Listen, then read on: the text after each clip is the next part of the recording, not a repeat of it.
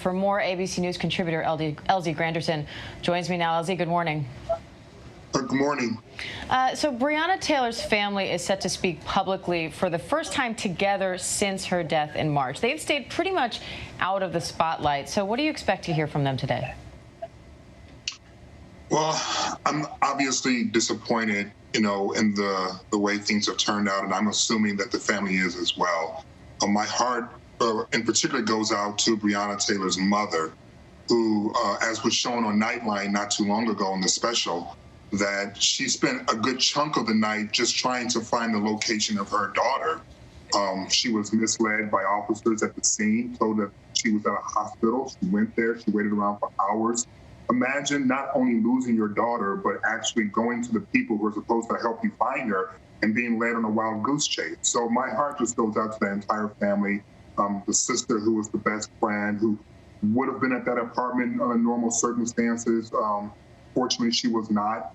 My heart breaks for them. But a lot of families in this situation, after they express frustration, also ask for calm and peace, realizing that progress won't be made in the midst of flames and fire.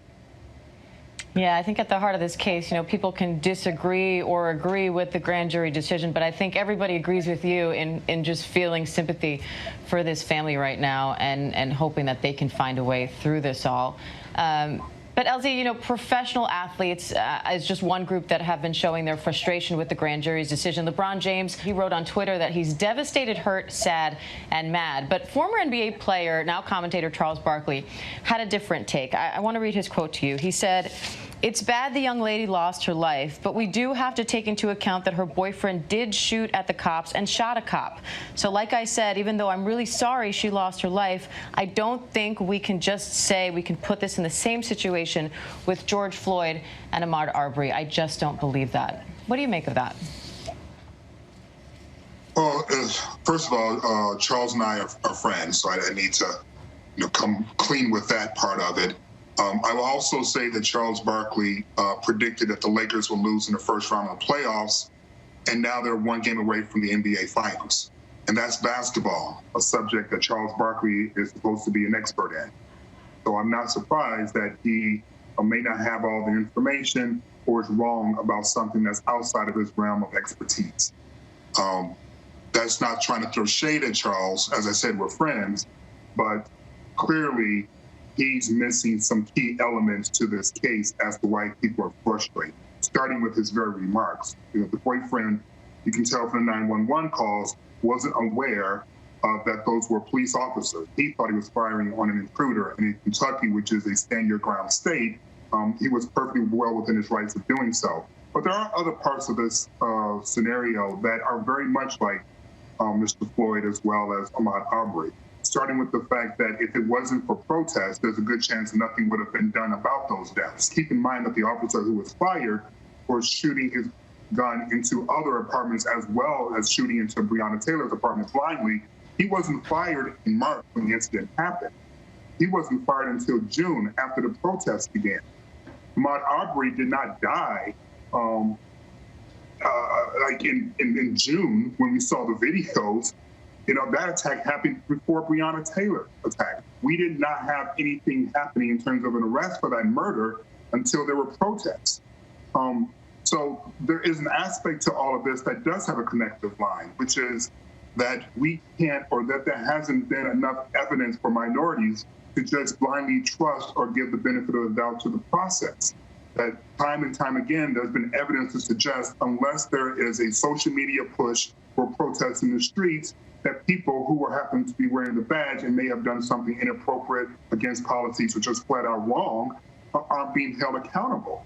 So while I can see where Charles, as well as Shaquille O'Neal, who agreed with Charles, may see some differences with the case, and there are some differences with the case, the reality is that the overall system is what's being questioned right now. And I believe that if Charles Barkley and Shaquille look at all the individual incidents in terms of the boyfriend, why weren't the charges completed? Well, the charges weren't going through in terms of attempting murder because when they went to the grand jury, the prosecutor forgot to tell or chose not to tell the grand jury that the boyfriend said that he thought it was a stranger breaking in the door and not police officers.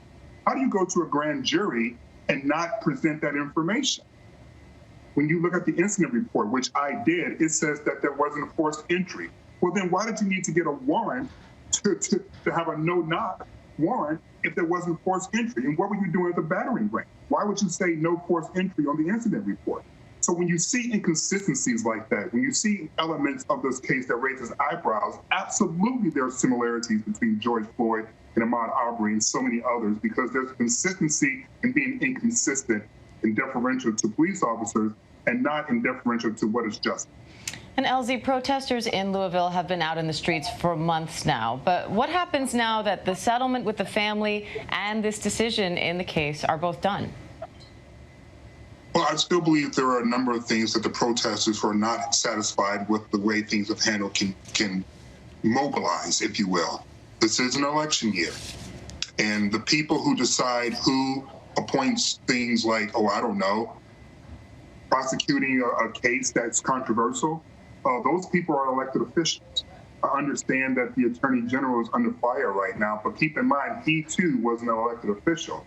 And so if you're not happy with the way that he's handled his case, and it's time for him to be up for re-election, mobilize, identify qualified candidates, help fundraise, and get that person elected. That's how the system works.